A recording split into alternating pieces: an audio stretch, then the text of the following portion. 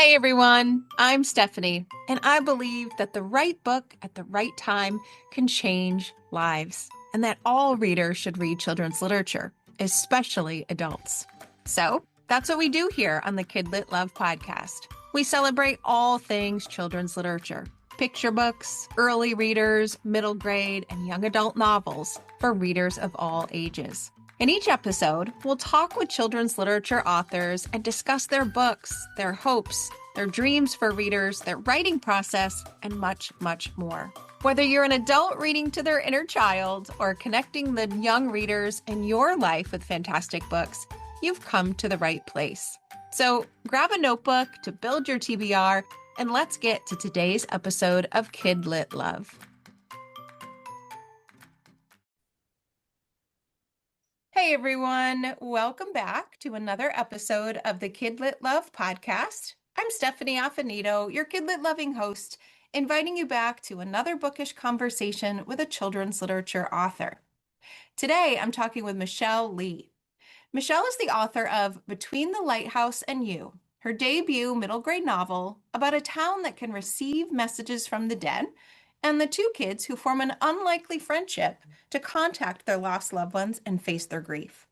She's here today, though, to talk about her newest middle grade release, The Magic of Someday Soon. This is a hopeful middle grade novel overflowing with light, with love, and adventure as two girls find the extraordinary joys of every day. Teddie and Zoe will live in my reading heart for a very long time, and I can't wait to talk about them with Michelle. So we're going to get right to the episode. Michelle, welcome to KidLit Love. I'm so glad you're here today. Thank you for having me. That was such a lovely introduction. I'm glowing and it was just so beautiful. Thank you so much. You are welcome. I cannot wait to talk about this book today. I have so many things that went coursing through my reading heart as I was reading it that I can't wait to talk to you about. But Yay. before we get there, before we get to the book, I do always love to ask about you. So I'd love for you to give listeners a bit about you and your journey to and through children's literature. So it was a long journey. So I will make this very short. Because it started when I was really, really little. It was the quintessential girl who loved books, carried the stack home from the library. My mom was the inspiration. She loved books, read books. And so she would take me, every week to get a stack. And so from the time, picture books, Frog and Toad, Little Bear, all the Richard Scarry, Corduroy, and then moving into middle grade with Beverly Cleary and the Ramonas and Ellen Tebbett's Little House on the Prairie, like all those. I just fell in love with words, anything with words.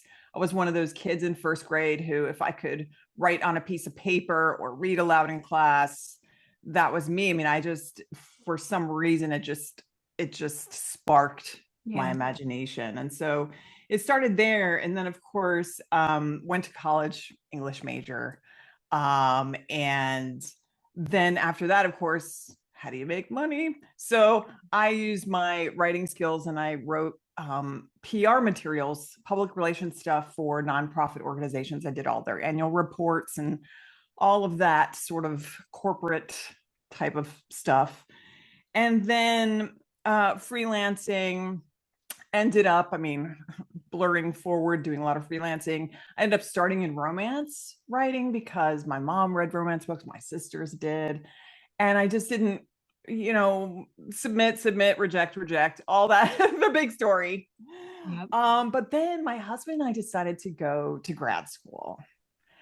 And I was writing all kinds of literary stuff. So I got my MA in creative writing. I was publishing poetry and short fiction and all of those things, plays. I was writing plays and got my PhD in Brit Lit. So all the words, just words and words and words and words and words.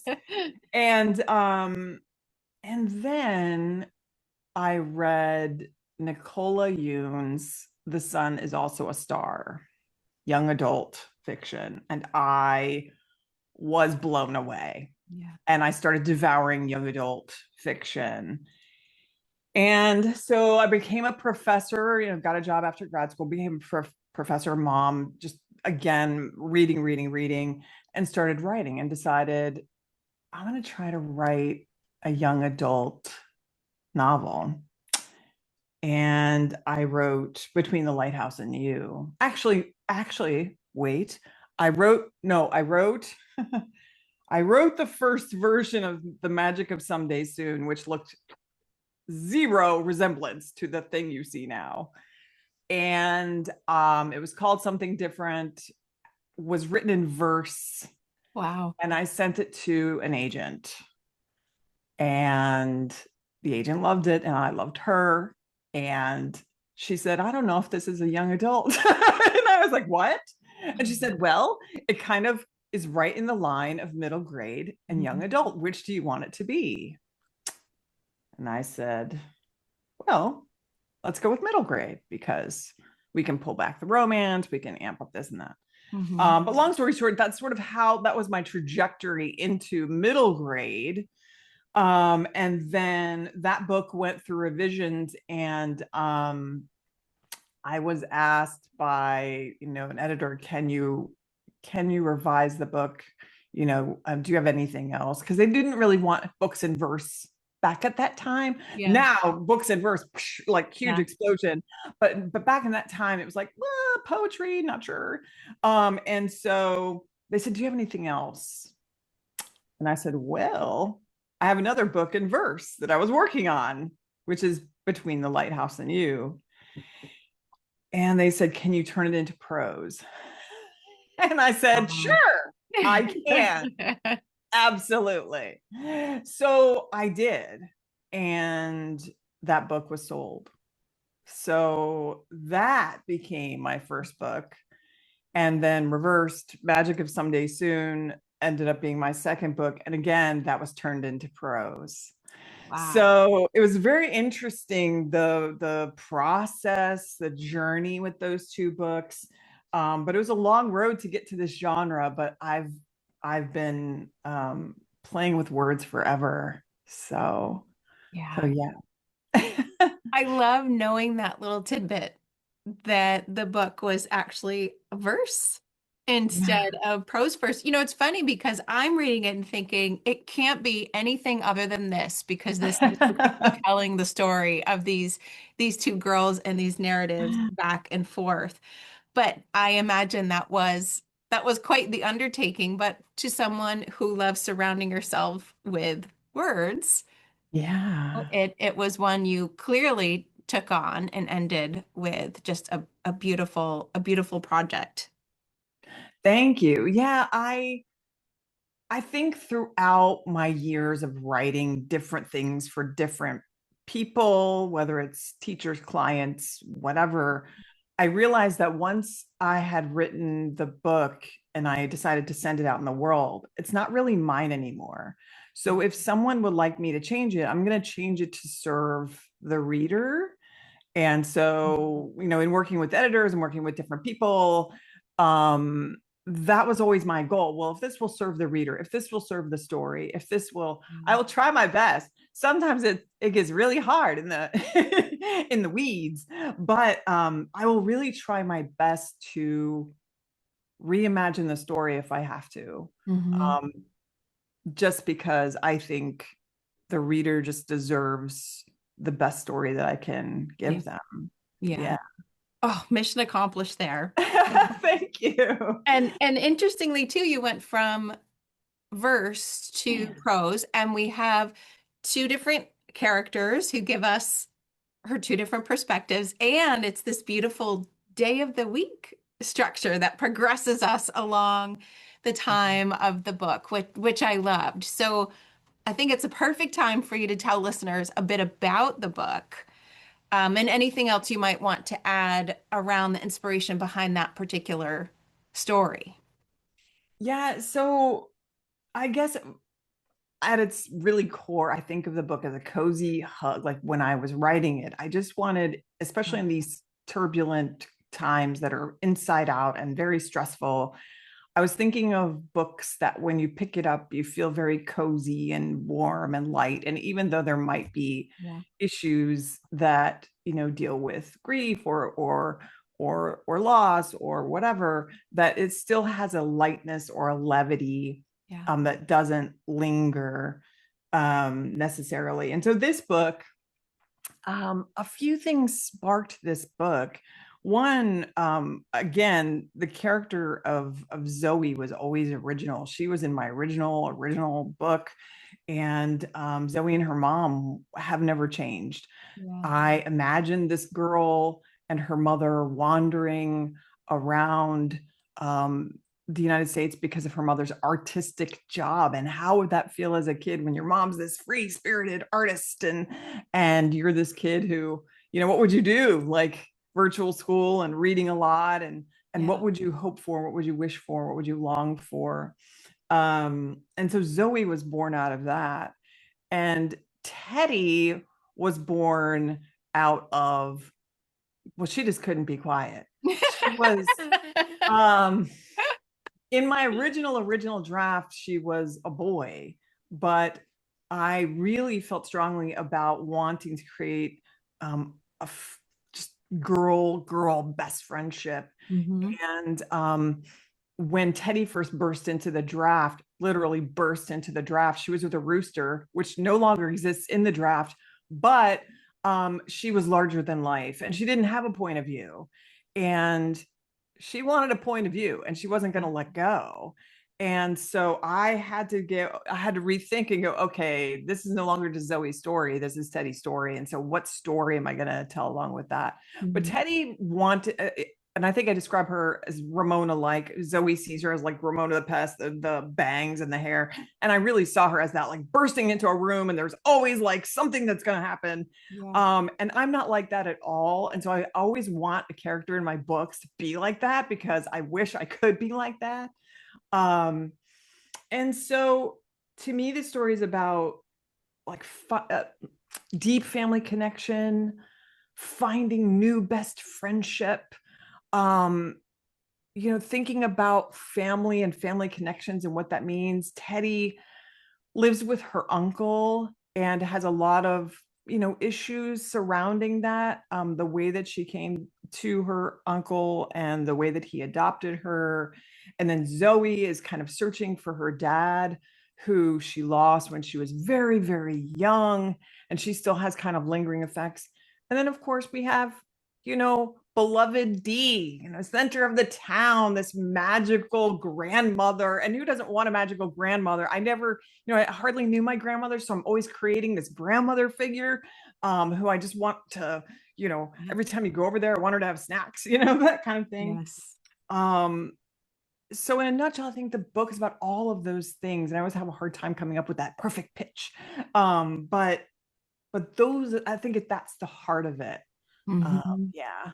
It is the heart of it. It is. The two girls, they're very different situations, yet they're very common hopes and wishes and needs that draw the two of them together. I would love to mention, I don't give spoilers on the podcast, and so sometimes it makes it a fine line to walk. But I do want to point out that in the beginning of this book is everything. So, at least from my point of view, you have two girls who each want something and are just desperate to hang on to family and things that are important to them in some way.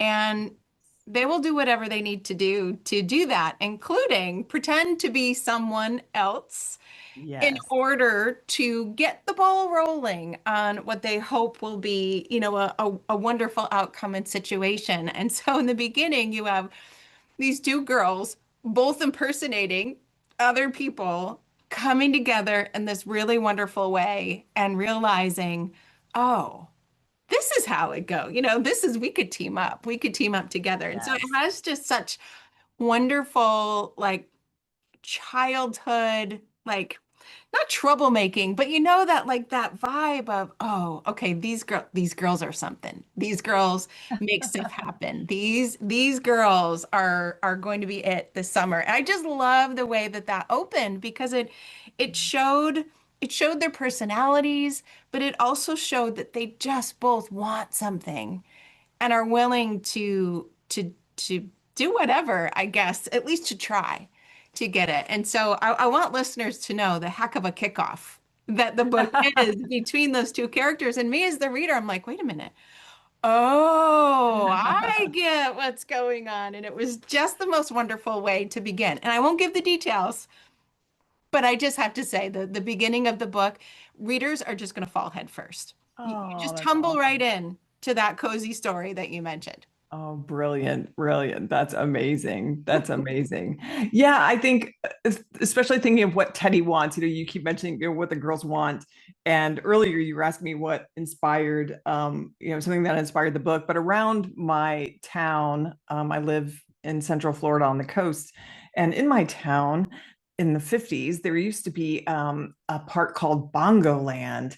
And it was actually a man who built these huge dinosaur sculptures randomly in Florida, in sort of the woods. And now there's like a marker there with like a remnant of one of the dinosaurs, which also sparked. And Teddy wants to save her family's fossil dinosaur legacy park. And so, yeah, she definitely does not want to let go of that. And so she's very, very eager to to save the park. Yes, yes. I love that. I loved imagining what that could be and what that could look like. And I loved how it brought art and the importance of it and the connection of it and the meaning of it and multiple different layers across both of the characters into the book. And there was there's this one quote. Is it okay if I share Oh, a line from totally. the book? Yeah, thank you. Um, art can bring something once lost back to found.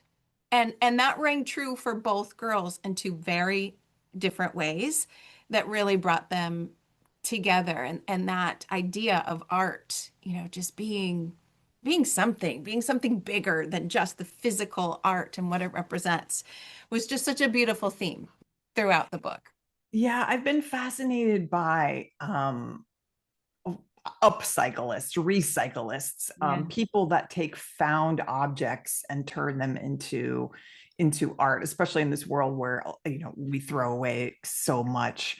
Yeah. It's so cool to me to see what people can do with just little, bits of glass or plastic or Yeah. whatever you have around your house that's broken. It's always so interesting to me to go to different galleries or to see pieces on TV or listen to podcasts about people who do that, because to me they're creating this magical thing out of Yeah. seemingly nothing, and that's again a theme running through the story of like recreation and reimagining, like reimagining what your life might be, reimagining what this thing might be, reimagining the park, reimagining your own dad. Just so fascinating. And I love art. I would say my creative talents lie more in words, but my dad was an artist, and so I've always been just very impassioned by art and what it can do. Yeah. It just represented this hope. As you mentioned, it's one form and then you can recreate it and reimagine it, which are threads of that throughout the book that listeners will have to read and get to, but it is that hope in that reimagining and in that building of it that was the hug. Mm. That was part of the warm hug that the book gives you for sure. Nice, The nice. other I'm glad you part saw that. of the warm hug, for me at least, was D. I want a D. I want D. I want to go to the tea shop. I want to have her make me a blend. I want to be in that community, in that garden. Dee was definitely inspirational to me. And her beliefs about the natural world and how to feel and how to trust and how to be and how to settle and all of the wonderful things were just wrapped into Dee in this tea shop. And I also kept picturing it. What did it look like? And the garden in the back. And I felt like while the art had this hopefulness, D for me and the shop and the tea around her had this calming and this grounding and just this feeling that I can't quite capture in words, but D brought it. And so I'd love for you to talk about that I aspire to whole ball be. of elements I just I threw at you. I want a BD. I want a Oh, D. I true. um I think every book I write will have a Yeah. D because that's something I think I'm longing for a D. Yes. Um it's that I want to be able to walk down my street and there will be a house coffee shop with a woman who knows what kind of beverage you like and knows whether you're having a great day or not, and Yes. is just warm and lovely and kind and calming, and has such instincts. And I imagined her this, not, I mean, magical, like you're saying, I think coming from nature, coming from within, like not necessarily Mary Poppins, who I adore in literature and in movies, but more of a just, I know there's a je ne sais quoi, like there's just something about you Yes. that you just know. Maybe it's my love of practical magic. I don't know. All of that. I just adore that kind of ethereal yet like grounded Yeah. qualities. And so D might come from that, like from me wanting to be that when I'm older and be Yes. that center of community. Um, but I also just wanted a figure who could be so grounded, responsible, and yet at the same time kind of have this twinkle, like, Yes. oh, but there's more, but Yeah. there's more. You could do this, you could, or not, or, and always kind of, you know that she knows what everyone's up to. Like she Yeah. knows this, she knows. Yeah. And the center of the town, I just feel like everyone knows her. It's Yes. just a lovely, lovely, lovely concept to me. Yeah. And to me too. It's what it's I share the same sentiments as you around wanting more of that in my life. And I feel like even if you don't have a D in your real life that makes you feel that way, like you have an honorary D Oh, after reading this book. That's truly what I felt. I felt like D brought her magic through the page. I just felt that emotion. And it's funny, I was sitting there and I put the book down at one point and I'm just kind of looking around my house going, there needs to be bread there and there needs to be tea that like like how might we channel that inner D? And I feel like D truly is there as an honorary great grandma to everybody who reads this. You just couldn't help but feel her. And I it's might have to use that as marketing. Channel your inner D. yes, I might have to. I might have to use that as a mantra. I don't think that. yes, I I don't think think you I've should. even ingested that. I think yes, Yeah. yes, absolutely. Yeah. Yeah, she's also got me very interested and slightly obsessed since I've read your book about tea. Quite frankly, I am a coffee drinker, and I went out and bought multiple different kinds of tea in the spirit of tea and this book and this just wonderful idea, that tea can be different things and soothe different things, and just that idea of an apothecary that's just it's for you, specially chosen from you. That set me down lots of rabbit holes on Google about tea and the history and where they get it from and how they blend it and how they store it. And I had a great deal of fun going down that rabbit hole after reading this book. Oh, that's awesome. I went down many, many rabbit holes myself. And tea again is one of the things that stayed from my original draft. Because I've also been fascinated by tea. I'm also a coffee drinker too. I love a good latte, but tea has this magical, just inherently enchanting quality because it can be made with so many things and so many plants that have been lost to us, and the meaning of plants have been lost to the majority of us. And I'm not a gardener and I wish that I did have a green thumb, because I would love to have a garden filled with all of these plants that I could just go out and pluck and make tea, Yeah. and and knowing that a mixture of these ingredients could, like you said, heal something, or soothe something, or um, that whole subject is fascinating to me. And and you can go so many directions. I mean, you could go medicinal, you could go, Mhm. even to well, witchcraft. You could go just all everywhere. And there's just so much to learn about it. Yeah. And so then I got thinking, well, what if you made a tea and then it started changing and it just wanted to be what it wanted to be? And again, thinking of Mary Poppins and how things just change. She does things, and things go one way or the other way.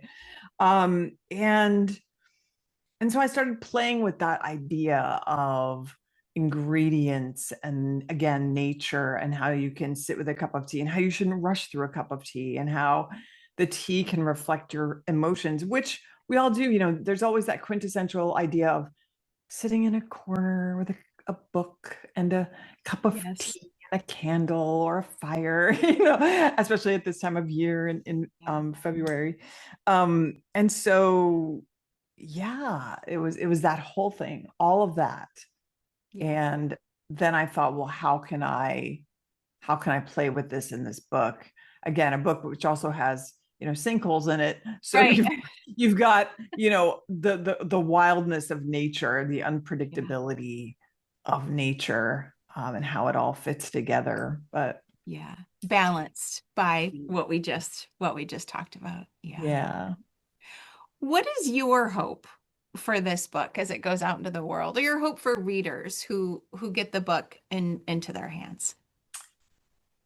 I think in a world where things can be big and scary, and in a world that is full of uncertainty, and it, just a lot of big issues, I turn to these books that I'm writing, and I'm hoping that they're a safe space of warmth and coziness and family. And maybe the family in the book, maybe they have their own conflicts or issues, but you know that it's going to be okay. Like, that it'll be all right by the end. Yeah. And we all need those moments right now, even at the end of the day. Okay, today it's going to be okay. Okay, in this moment, it's this moment, everything's going to be okay. Yeah.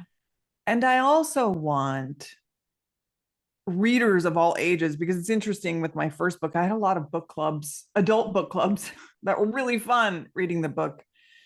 And all of the book clubs and the classrooms that I visited, they were all talking about how they just like that sense of magic, Yeah. that they could have some belief and some faith in the impossible. And again, in this world where, a lot of things are heavy, I just want my readers to walk away with a sense of like, oh my gosh, that just felt really, really wonderful. Hmm. And I really want to just read that book. That's going to be my book that I'll pull off the shelf in my, maybe, in my cozy. I need this book to go back to in my cozy times when I need something cozy. And I have all those books from my childhood on my shelf. Yes. I still have those books. Charlotte's Web. I mean, Charlotte's Web had some conflict in it, no doubt. But it's still, you can still see Wilbur and the spider, and all that. And so you pull those out, and I guess that would be my hope. And the hope for books to come Hmm. would be that um safe space. It's a safe space. Yeah. Yeah. Well, I think your book, there's another quote I would love to read because I feel like, well, here, let me read it first. It says, if you imagine your heart filled with a million seeds, you will plant love wherever you go. And I feel like your book is going to do that for everybody who reads Oh, it. It's just beautiful. oh, It that's will be one that I lovely. reread and return to as well. It's just That's wonderful. lovely. That's lovely. Yeah, yeah. Sometimes when people say those quotes back to me, I'm like, wow, I need to really write that down. I'm like, wait, I did write I that down. did. Because sometimes I'm like, well, I need to put that on my desk. Um, but yeah, I really believe in that kind of feeling Yeah. with a book. And like some of the books I was talking about earlier when I was a kid, I mean, yeah, Ramona the Pest. Still pull it off the shelf. Yeah. Yeah. That's what books can do. Yeah, that is the gift of books and Yeah. what they can do. Now you mentioned this book and books to come. Can you give us any sneak peeks into things that you're currently working on or might be coming? Yes. So I'm working on my third novel, which is almost finished, fingers crossed. And this one is in verse. So fingers crossed that Fingers crossed it stays there. this baby will stay in verse. But I'm writing it in verse very particularly so that it must be in verse. Um, and again, it will have the elements, a little bit of magic, a magical town, and a little bit of punk rock, Ooh, and dad rock, dad band.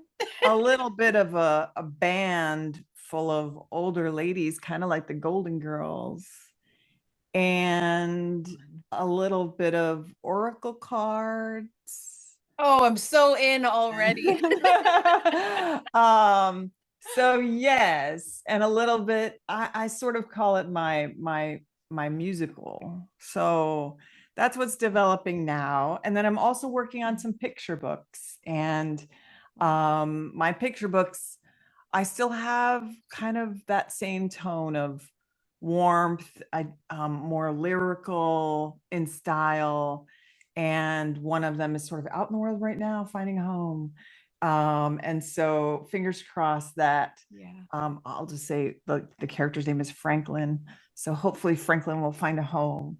And that's what I'm working on now. Oh, that sounds wonderful. I will be rooting for all of them, especially that your verse book stays in verse and I can read about all those wonderful things you mentioned. Where is the best place for listeners to find you online so that they can keep up with what might be coming, what will be coming next? Yes. So you can find me most more constantly on Instagram, and my handle is Michelle Lee Writes Magic. And you can find updates on my books, or sometimes I'll post writing advice, or sometimes I'll just post things I love. And most recently, I've been posting things about my book. So, events that are coming up locally, and things for teachers. Like if you want to contact me for book clubs or classroom visits, things like that. But Instagram is the best way to sort of find out what's happening. I do have a website. It's michelleleewritesmagic.com. And that just has basic, general information about me and my books and things like that. Okay. Well, I will be sure to put links to all of those in the show notes. And of course, links to the books that we mentioned today in the show notes as well. Thank you so much for such a wonderful conversation. I loved the book. I loved listening to you talk about it, and I'm so glad to be able to launch it out into the world with you. Oh my gosh. Well, thank you. This was so amazing. And I appreciate this opportunity so much. I love the podcast. I'm such a fan of yours. And so I look forward to hearing from readers. And I'm so excited that this book is coming out. Me too. Well, thank you again. And listeners, thank you for listening to another episode of KidLit Love, and I'll see you in the next one.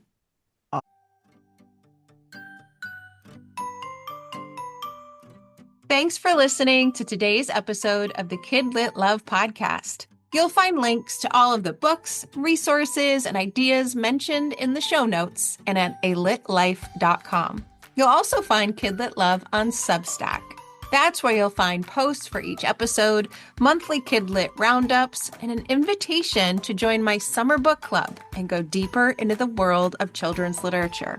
And if you loved this podcast and want more, You might like to listen to my other podcast called Get Literate. It's a podcast that explores all things books and reading, notebooks and writing to build a life you love. One more thing. If you love what you listened to today, please take a moment to rate and review the podcast, or take a screenshot of the episode and text it to a friend. This helps the podcast grow and builds our bookish community of KidLit Love. Thanks for listening.